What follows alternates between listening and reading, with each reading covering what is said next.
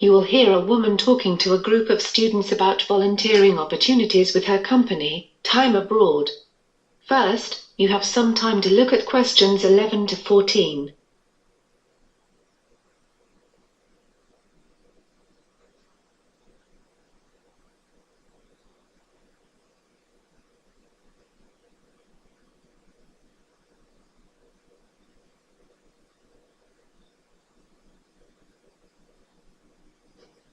Now listen to questions 11 to 14. Okay, everyone. Thanks for coming today and for your interest in volunteering abroad. For those that don't know much about our company, Time Abroad, let me start by telling you a bit more. Time Abroad is one of the largest volunteer abroad organisations in the UK. The company was founded in 2000. In 2007, the company grew by joining with another company, PT Travel, making us even larger. In 2014, we sent 10,000 people abroad on a variety of service projects and internships overseas, more than any other company. All participants receive the best support from our full-time professional staff to ensure that the experience is safe, worthwhile, and fun. We have lots of very experienced staff working for us. We have around 150 full-time staff members, many of whom are former volunteers themselves, inspired by their own experience. Some of these people are even part of the original groups of volunteers back in the early 90s. About 75 of those staff are not located in the UK at all, and spend their whole time in another country supporting the volunteers. They are experts on the local communities you are working in, having spent their whole lives there.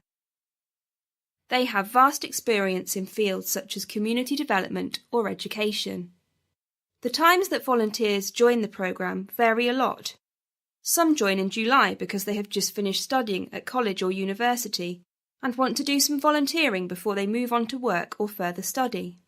The winter months are also popular because people want to escape the cold weather in the UK.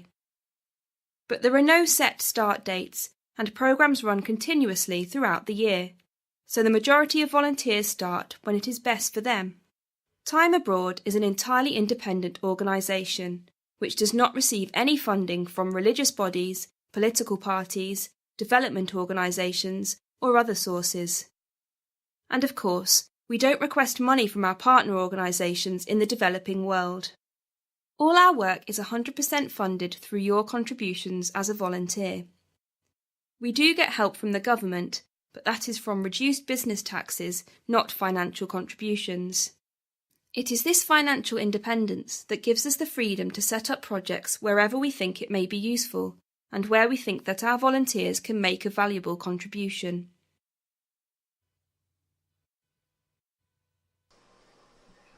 Before you listen to the rest of the talk, you have some time to look at questions 15 to 20.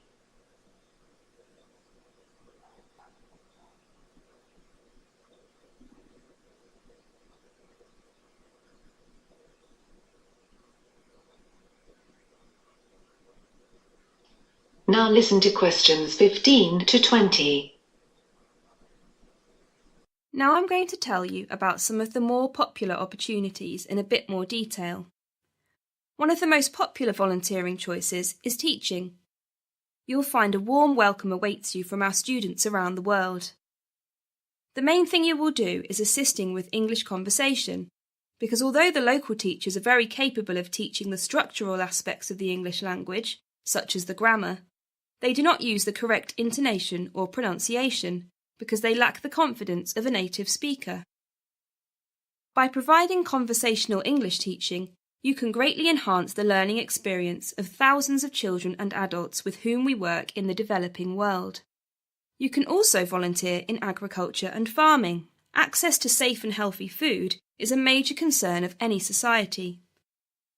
Volunteers work on a farm with the aim of promoting sustainable local food sources and responsible farming. Using pesticides and other destructive agricultural techniques can have a long-term negative impact on the environment and threaten the future well-being of whole regions.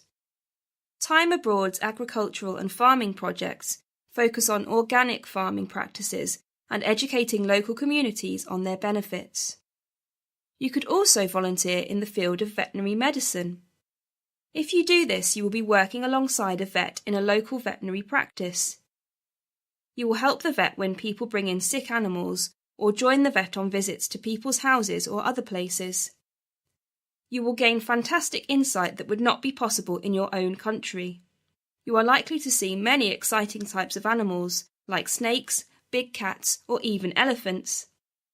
And you will develop a better understanding of the problems people are faced with in both urban and rural areas of the Third World. So, I hope that's helped you to learn a bit more about time abroad. Does anybody have any questions?